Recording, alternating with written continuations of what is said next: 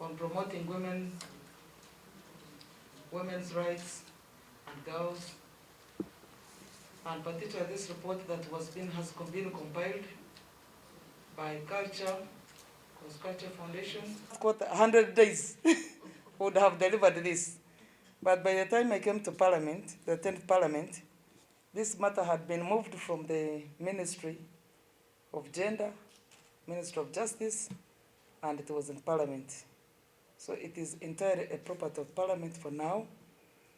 And we pray that the best we can do to support Veronica is to ensure that this matter is concluded in her time of tenure as a member of the Legal and Parliamentary Affairs Committee. And but twandisanga nnyo bizibu naye ekyenandi muntu kyayinza okuyita ng'obuzibu challenge oba obuzibu bwe twasanga nti nga bw'omanyi nti nga ebyobuwangwa tebiri bikyukakyuka buli kaseera nti kati tulina biggest population Abannayuganda abasinga obungi baana bato bali almost 75% y'Abannayuganda bali wansi w'emyaka emeka 35.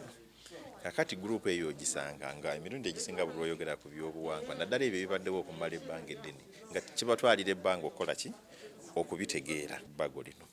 So kati fe okunoonyeza kwaffe ne kulaga actually nti tewaliwo okukola ki kukundana ebyobuwangwa byaffe bye bigamba era bye birina mu ki bye birina mu bbiiro oba bwe mpaaka ekyokulabirako teriiyo abasinga bagamba nti omukyala bw'anaamalanga ebbanga mu bufumbo obutali butongole anaaba atongozebwanga kye bayita cohabitation. Naye weesanga nti ne mu buwangwa bwaffe obufumbo obwakyetwala